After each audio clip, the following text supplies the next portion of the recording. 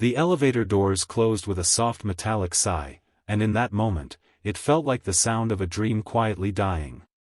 Daniel Carter stood alone, his shoulders slumped, his tie loosened, his hands trembling as he clutched a thin folder that no longer mattered.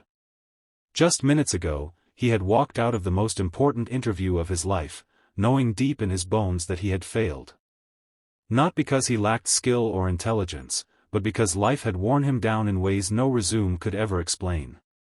He took a deep breath, staring at his reflection in the polished steel walls, seeing not a professional candidate, but a tired single father who had given everything he had and still come up short. If you believe in kindness, second chances, and the power of humanity, take a moment right now to like this video, share it with someone who needs hope, comment your thoughts, and subscribe to the channel. And tell us in the comments where you're watching from, because stories like this connect hearts across the world.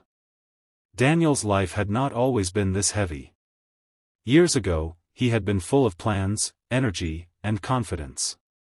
He had a steady job, a modest home, and a wife who laughed easily and believed fiercely in the future they were building together. That future shattered the night a drunk driver crossed the center line. In a single phone call, Daniel became a widower and, overnight, the sole parent to a 4-year-old girl named Lily. Grief didn't arrive as a dramatic wave, it crept in quietly, settling into his bones, making every morning harder to face. But Lily needed him, so he learned to wake up anyway, learned to pack lunches with shaking hands, learned to smile when his heart felt permanently cracked. Bills piled up as childcare costs rose and his old company downsized. Daniel lost his job not because of incompetence, but because he could no longer stay late or travel on short notice. He took temporary work wherever he could, nights at warehouses, early mornings driving delivery vans, always rushing back in time to pick Lily up from school. Sleep became a luxury, and hope became something he guarded carefully, afraid it might disappear if he leaned on it too hard. The interview that morning was supposed to be his turning point. Orion Global Solutions was a massive corporation, the kind of place that could change lives with a single offer letter.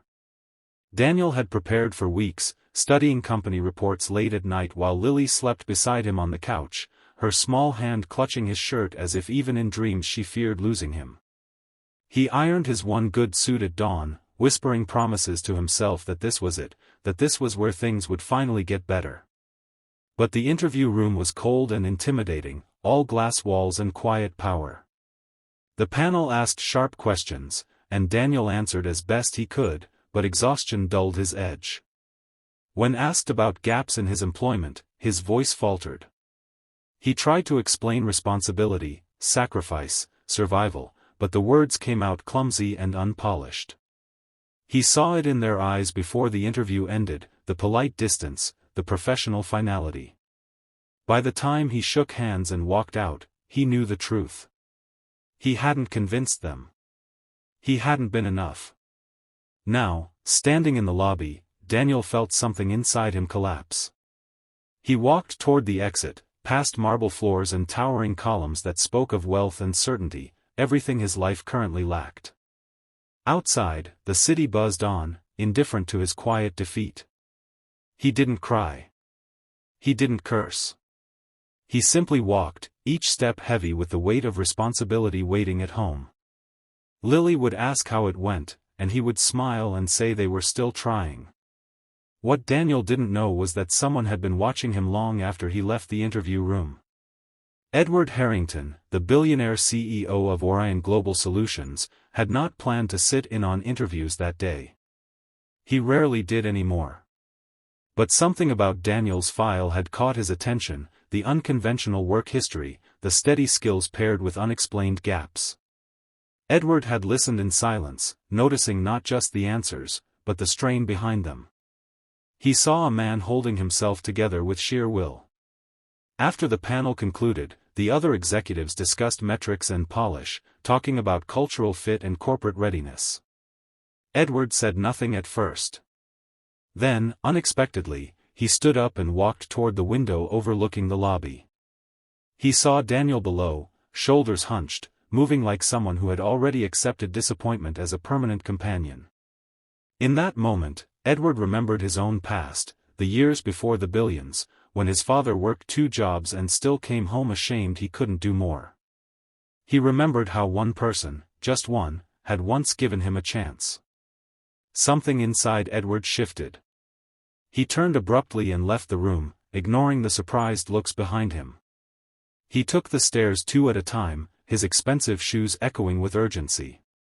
By the time he reached the front doors, Daniel was already halfway down the steps, disappearing into the crowd. Edward called out, not with authority, but with genuine insistence, and hurried after him. Daniel turned, startled, confused to see the face he recognized from magazines and company websites. His first instinct was embarrassment.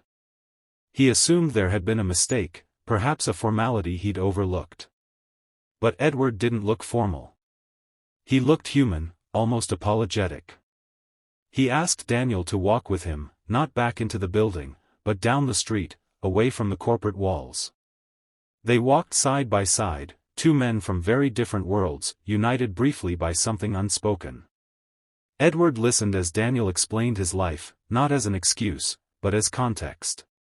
He spoke of Lily, of loss, of exhaustion, of trying to be everything for someone when you feel like nothing yourself. There was no rehearsed pitch in his words, just quiet honesty. Edward stopped walking and looked at him, really looked at him, and saw not weakness, but resilience shaped by fire. What Edward offered next wasn't charity. It wasn't pity. It was opportunity. Not the exact role Daniel had interviewed for, but something better suited to his reality, a position with structure, flexibility, and room to grow. A chance to prove himself without sacrificing his role as a father. Edward explained that skills could be taught, but character could not, and what Daniel had shown that day mattered more than perfect answers. When Daniel finally returned home that evening, Lily ran into his arms, her laughter breaking through the fog that had surrounded him all day. As he held her, he realized something profound had changed. Not just his job prospects, but his belief in the world. Someone had seen him. Someone had run after him when he was walking away from hope. Months passed, and Daniel flourished. He worked hard, learned fast, and brought the same dedication to his job that he brought to fatherhood. Lily grew happier, lighter, sensing the stability returning to their lives. And Daniel never forgot that moment on the steps, when a stranger's compassion altered the course of their future. If this story touched your heart, if it reminded you that kindness can change everything, please like this video, share it, and subscribe to the channel. Your support helps these stories reach others who may be walking away from hope right now. Before this story ends, take a moment to comment below and tell us what this story made you feel, because your words matter more than you know. In a world obsessed with perfection, success, and polished appearances, sometimes the most powerful thing is simply being seen for who you truly are. Daniel's story is not about failure or success alone, but about the quiet moments where humanity steps in and says you are worth another chance. And sometimes, just sometimes, that single moment can change an entire life.